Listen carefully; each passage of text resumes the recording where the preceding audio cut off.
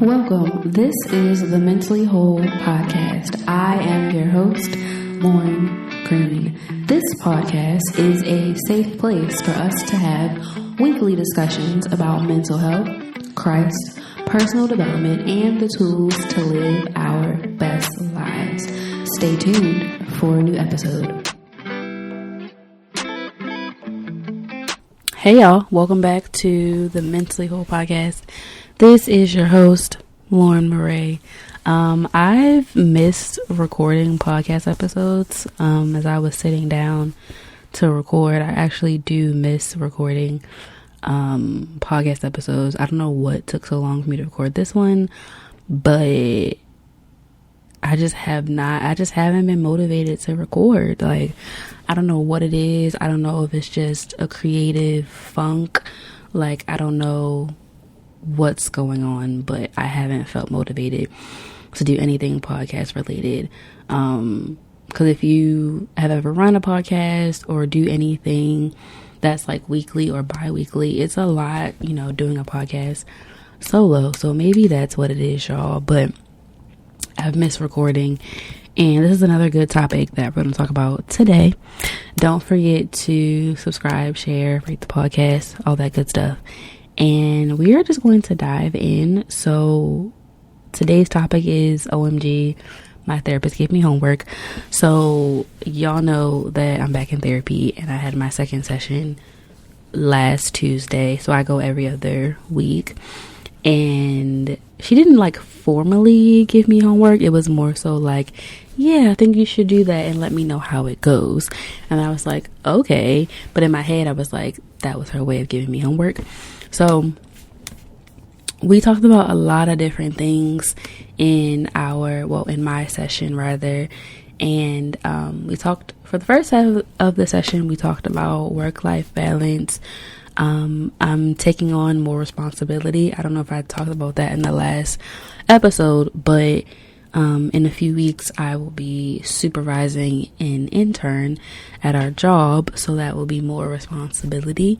And with that, it has caused me to worry a little bit and be a little bit anxious, and some other things job related has made me somewhat anxious lately.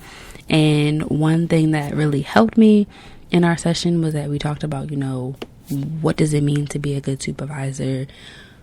What are you worried about? What are you worried about as it relates to being someone's supervisor? And, the biggest thing that came up for me was that, what if I'm not a good supervisor? I mean, I know anybody can be a supervisor. Anybody can be, kind of like an authority at a job. But for me, I was like, well, what if, I don't teach her the basics or the ropes or whatever? Like, what if I'm not a good supervisor? But she helped me to realize, if you weren't good at what you do, they wouldn't have asked you to be a supervisor, right? So that helped me a lot. And also in my session, we talked a lot about what I liked about previous supervisors. So that was really helpful, because some of the things that I learned from other supervisors, I kind of pick that up and do it, when I just do it, in general, in life, like being a good listener, finding out answers for people and things like that. So that was really helpful. And so that session really did help me, because I felt less anxious once we were done about, being someone's supervisor and being an intern. Yeah. So y'all go to therapy, get you a therapist, get you somebody you can talk to, because it will change your life. So the second half of therapy, we talked about dating. Y'all know I'm out here dating again. And it's a lot happening. So I think the one thing that I've realized is that it's important to work on yourself before dating. Like, before you say, hey, I'm ready to date to really like work on yourself as much as you can and continue that work while you're meeting people and getting to know people. Because when you're dating people, getting to know people, certain things, if you haven't worked on certain things internally, like for yourself, it's going to come up eventually when you're dating somebody or getting to know somebody. That wasn't even in my notes, but work on yourself. Work on yourself. So in session, we talked about dating and how that's been going and, you know, what's really happening in my dating life. And so she gave me some good tips, you know. So one tip was choose someone that aligns with my values. You know, that's pretty self-explanatory. Another one that I thought was very important was to be honest with myself about what I want in a relationship. Be very honest and be very real with myself about what I want in a relationship. So previously in one of my journals, I think I wrote an entire list of what I want in a future husband, future spouse.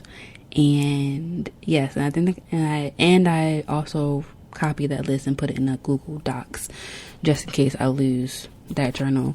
But yeah, I need to like revisit that list to remind myself of what I want in a future husband, a future spouse. Another thing that we talked about was being vulnerable.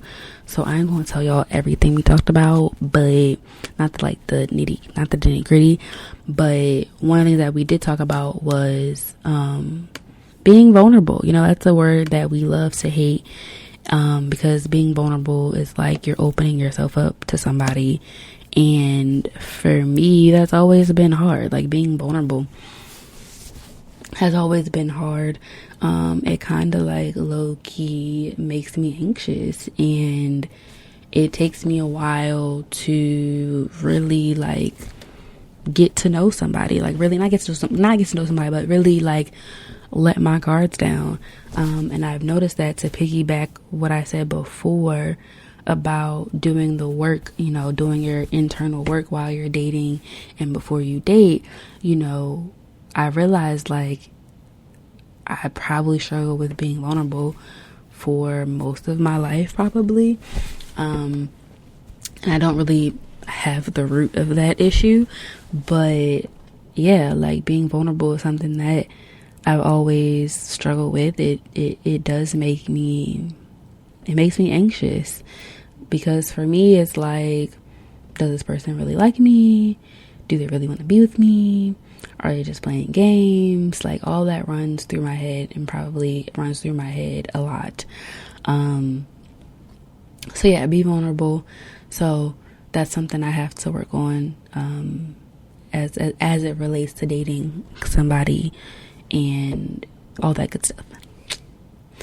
Another thing that we talked about is that certain things and certain conversations and certain topics will come up because, you know, when you look at your end goal for dating, you want to make sure that you're making a good investment, because relationships are investments in time, they're investments in money, they're investments in what else?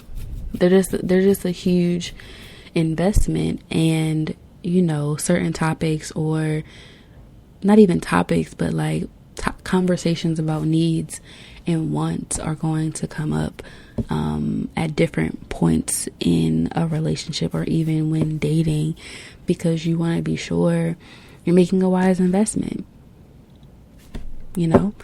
Because I really felt empowered during that conversation, because she was like, you know, you are a catch, you know, you don't have no kids, you've never been married, you have a degree, you're educated, you have a good job, you know, and you have to be sure that you're making a good investment on your time and your money and your energy, right? My therapist was preaching, y'all, Okay, she was preaching, but it helped me, and I felt empowered because I'm like, okay, I can do this. Like, I can have this conversation with someone. And the last thing that we talked about was don't dummy down what you need or want. And I think sometimes for women specifically, I think we have a hard time really sharing what we need and what we want, because sometimes it's like our assertiveness is like a problem for some people. Like, really saying like what we want and what we need is like, oh, what you doing that for? But yeah, don't dummy down what I need and want, because if you start dumbing down what you need and what you want, then settling comes into play. Like, you're going to start settling for things you normally wouldn't settle for. So yeah, y'all, that was one of the last things we talked about. It was a really good therapy session. I felt really, like I said, empowered, and I felt really confident. Like, okay, I can have this conversation now. I haven't had the conversation I'm supposed to have. And I am very anxious about it. I should have did this like last week when I felt really confident in myself.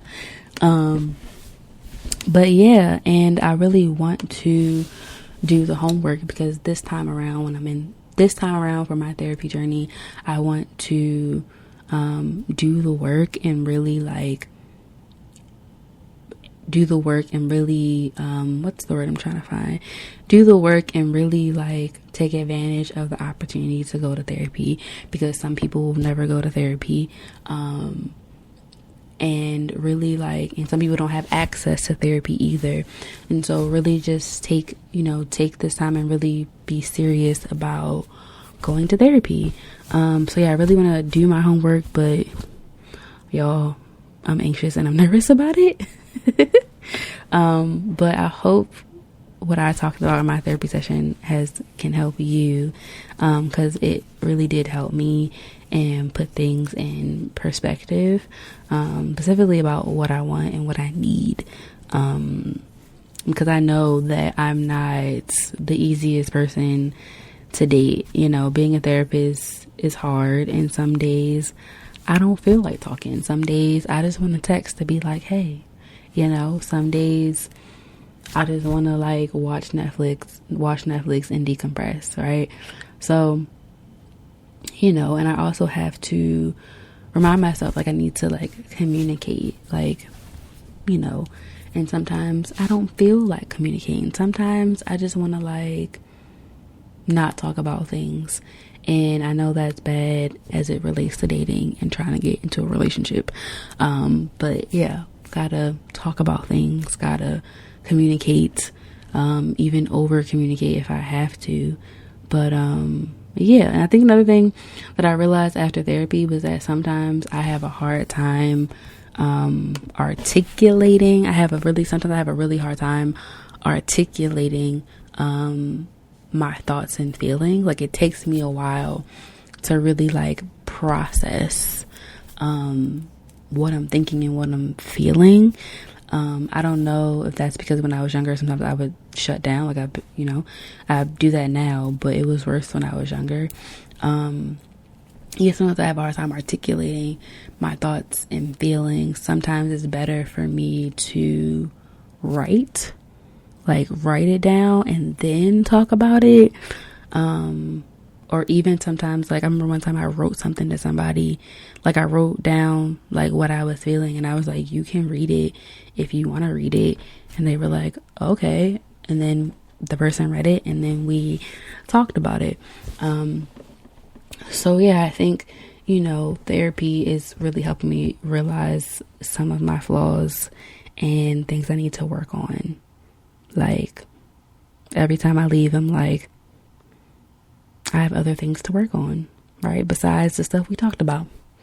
So I hope this blessed you. I really enjoyed talking about this. So soon there might be some format changes to the show. Like I said earlier, I have been a little unmotivated with the show, but I am in the process of debating if I want to go from weekly to bi-weekly episodes, or maybe change to a seasonal format, or take a long break. I haven't really decided what I'm going to do, because I do love podcasting, and podcasting is a creative outlet for me. But I will let you know what I decide.